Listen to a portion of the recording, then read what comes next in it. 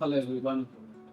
তো আমার আগের যে ভিডিওটা আমি দেখিয়েছিলাম সেটা প্যাকেজিং সংক্রান্ত ছিল এবং আমি ভাবলাম যে প্যাকেজিংয়ে একদম ডিটেলে ঢোকার আগে আরেকটু ফান্ডামেন্টাল কিছু যদি ডিসকাস করি সেটা আই থিঙ্ক সবার জন্য ভালো হবে ব্যাপারটাকে বুঝতে।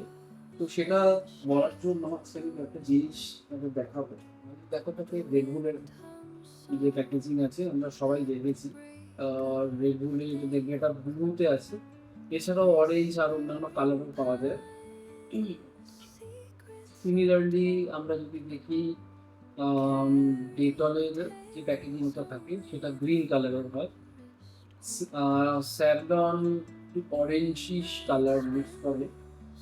সিমিলারলি সুগার ফ্রি দেখো গ্রিন কালার। তো এটা সাধারণত আমাদের মনে আসে যে আমরা কেন ওই বিভিন্ন রকমের কালারের প্যাকেজিং হয়, একই রকম কালারের তো প্যাকেজিং হতে পারতো।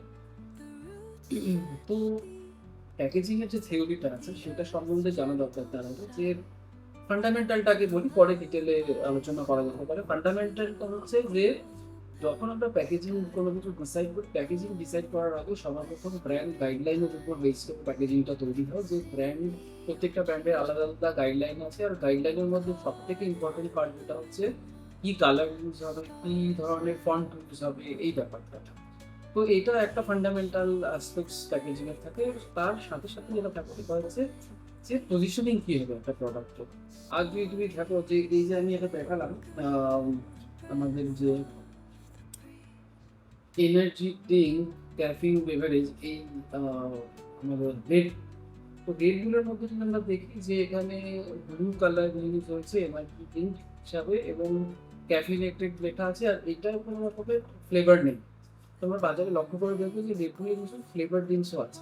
ওদের মেইন মাদার ডিজাইনটা হচ্ছে এটা, আর এটা হচ্ছে লেয়ার। তুমি দেখবে যে রেডগুলোর মোস্টলি যে কমিউনিকেশন ভাবে দেখবে সেটা হচ্ছে যে মাঝখানটায় লোগো থাকে, আর আর দুদিকে দু রকমের কালার। ফ্লেভার কালারটা জেনারেলি চেঞ্জ হয়, আর সিলভারটা কিছু কিছু জায়গায় ইন্টাক্ট থাকে।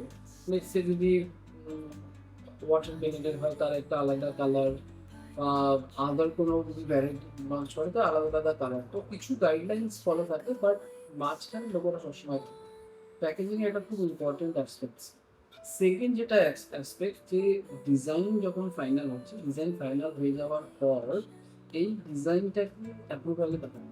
তো আমি যখন ব্র্যান্ড ম্যানেজার, তো আমি প্রথমে আমাদের ডিজাইনার যারা আসছে তাদের থেকে ডিজাইনটা আসার পর আমরা ওটাকে রিভিউ করি, দেখি যে whether the way we can, মানে আমাদের যে পজিশনিংটা যেটা আমরা এক্সপেক্ট করছি পজিশনিং অনুযায়ী ডিজাইনটা হয়েছে কিনা, ব্র্যান্ড গাইডলাইন ফলো হচ্ছে কিনা, এই ব্যাপারটা দেখার পর তারপরে আমরা ওটাকে অ্যাপ্রুভ করি।